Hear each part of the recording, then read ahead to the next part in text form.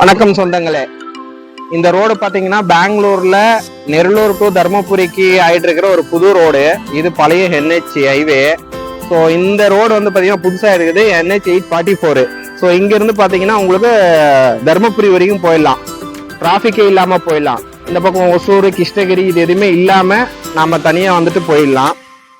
பாருங்க, வேலை நடந்துட்டே இருக்கு. இப்போ இந்த வேலையெல்லாம் கம்ப்ளீட் ஆகிறதுக்கு இன்னும் எப்படி பார்த்தாலும் ஒரு வருஷம் 1.5 வருஷம் ஆயிடும். அதுக்கப்புறம் இந்த வழியா போகக்கூடிய யாருமே சிரமப்பட தேவையில்லை, டைரெக்டாவே போயிடலாம். கிருஷ்ணகிரி போறவங்க மட்டும், சென்னை இந்த மாதிரி போறவங்க மட்டும் தான் இந்த ஹைவேல போக வேண்டியதா இருக்கும். இங்கதான் பெரிய பிரிட்ஜ் ஒன்று வருது.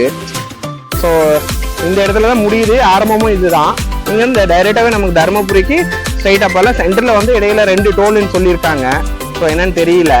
ஸோ அந்த 2 டோல் எந்தெந்த இடத்துல வருதுன்றது சில பேர் வீடியோ போட்டிருப்பாங்க, அதில் பாருங்க. நான் இன்னும் அந்த பக்கம் போகல. ஸோ நல்லா டெவலப்டா இருக்கு இங்க ஏரியா. இப்போ பாருங்க, பாத்தீங்கன்னா உங்களுக்கே தெரியும். அந்த அந்த அந்த பக்கம் தான் போயிட்டு இருக்கு ரோடு. ஸோ எல்லாமே கிளியர் பண்ணிட்டாங்க, வேலை நடந்துட்டு இருக்கு ஃபாஸ்டா. எல்லாமே மண்ணை கூட்டி ஹைட்டை ஏற்றிட்டு இந்த பக்கம் ஃபுல்லாவே கவர் பண்ணிட்டாங்க. இந்த பில்டிங் எல்லாம் உடைக்க போறாங்க, உடைச்சிட்டு ஃபுல்லாவே இந்த இடத்துல பிரிட்ஜா வரப்போகுது நிறையா. எல்லாமே இடக்கிற இடம் தான், ஃபுல்லாவே கிளியர் பண்ணிட்டு பிரிட்ஜ் வந்துடும்.